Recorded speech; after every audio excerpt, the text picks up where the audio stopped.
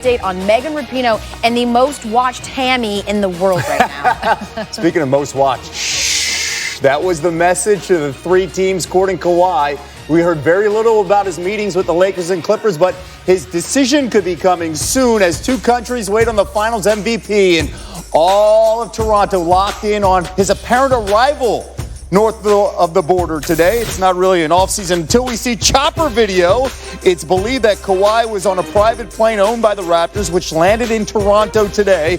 Kawhi promised the Raptors organization that he would give them the final pitch before he would make his final decision. Fans lined up outside this Toronto hotel as there was speculation that Kawhi and his people were meeting with Raptors management. And Woj is standing by. He is joining us now, and those phones are on. So what are you hearing right now about a timeline and a decision from Kawhi? Well, I think sometime between this evening and July 4th has been the timeline that's been described to me over the last couple days. And that fits in with the fact that he was in L.A., met with the Clippers and Lakers over the past couple days, and it appeared to be him in Toronto today. All right, now Toronto gets the chance to speak to Kawhi last. Why were the Raptors given that opportunity? Well, it's typical of the incumbent getting that respect for the organization you were with. Now, you saw it with players like Gordon Hayward or others who had been in a place for a long time. He'd only been there a year, but look what they shared in a year. They won a championship. He's got great respect from Masai Ujiri for that organization. And whatever his decision was going to be, he wanted to be there and spend that time with them and give them that opportunity. But I don't know that there's a lot that the Raptors have to say. They made their case to him this year. Certainly you could talk about what the roster might look like and some other things, but the pressure was on the Clippers, the Lakers, in a very short window of time to make a case. He has a relationship with Masai Ujiri. He knows his teammates. He knows that he is a historical sports figure in the history of Toronto and Canada. A lot of it really just speaks for itself. He is such a unique player. Everybody talks about destination money and the will to win championships. You can't really apply this to Kawhi because he thinks outside the box. What are you hearing about what will play into that final decision for him? Well, I think the teams who pursued him and I think the teams who have him believe that, comfort is important, and having a touchstone in an organization where he played. He had that for a long time with Greg Popovich in San Antonio. But Toronto, it exists there with Masai Ujiri. He built a relationship with Nick Nurse, his head coach. There's a young core there, Pascal Siakam and OG Anunoby, who are going to, grow with him, and some veterans who are going to still be able to play. If you're the Clippers, you hope that person was Doc Rivers in their meeting. And the Lakers, obviously, they have two players in Anthony Davis and LeBron James that a player of Kawhi stature is already familiar with. You mentioned Doc Rivers and that comfort, right? And this comes down with Kawhi and trust. He felt like he lost trust in San Antonio. How important is that going to be the deciding factor in something like this with Doc Rivers when it comes to relationships? Kevin, I wouldn't speculate what the deciding factor would be, but if it's about relationships, the relationship he has, the bond he built, and the success he had with Masai Ujiri in Toronto will beat everybody else. That's probably a factor.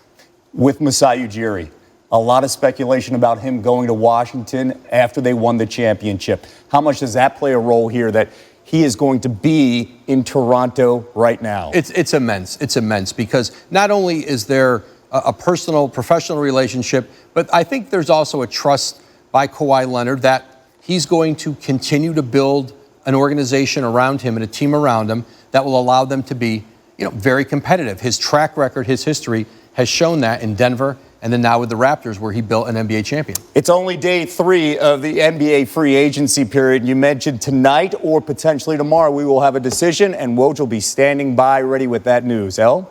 Thank you, Kevin. Let's turn to the NFL. We had big news there, and essentially a big break for Dallas today, as Ezekiel Elliott will face no discipline for a May incident in Las Vegas after an NFL investigation deemed the running back did not violate the personal conduct policy. Now, Elliott was briefly detained but not arrested in the incident that saw a security guard, you're watching it here, fall to the ground after being bumped by Elliott. Elliott met with Roger Goodell in New York. So here is the NFL statement that reads in part, quote, "On Tuesday, Mr. Elliott acknowledged that he demonstrated poor judgment and committed to make better choices in the future. He volunteered to take advantage of the resources available to him to continue to grow personally. Commissioner Goodell determined there was no violation of the personal conduct policy and no further action is warranted." Joined now by two-time Super Bowl champ Damian Woody with us now. All right, so Ezekiel Elliott avoids what would have been a second suspension in his 3-year career. If you were, let's say, a confidant or a teammate of his, what would your advice be to Zeke on how he should approach himself moving forward? At some point, we got to grow up here, okay? Because the most important thing is I need you available. Because when you're not available, guess what happens? You're affecting money on my plate. So for Ezekiel Elliott, it's time for him to mature. You would think that after the first time he went to New York City and got that 6-game suspension, that would almost be like a scare straight.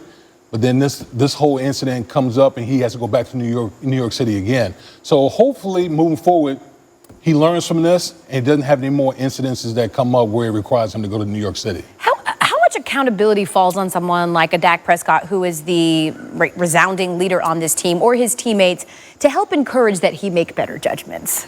Well, listen, I'm a big believer in it. He's a grown man. Right. Okay. At some point, I can't hold you. I can't hold you by the hand. You got to go out here and make better decisions for himself. You don't see these things out of Dak Prescott.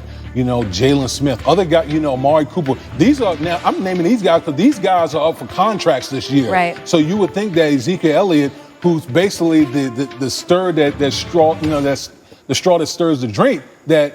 Listen, I got to be on the straight and narrow because at some point I'm trying to get into a second contract here. All these things keep adding up. It just hurts your chances for catching on that big payday. In terms of public-wise, Stephen Jones saying that nothing is affecting what is potentially going to be a very lucrative contract for Ezekiel, but Damian's making the face. And so we know better. Correct. We'll just leave it there. That's one of those keep it in-house. That's right. Don't talk publicly bad about our family. And it's certainly, a bullet dodged, right? Because not only did Elliott lead the league in rushing last season, but his impact on Dak Prescott's play-action passing is substantial.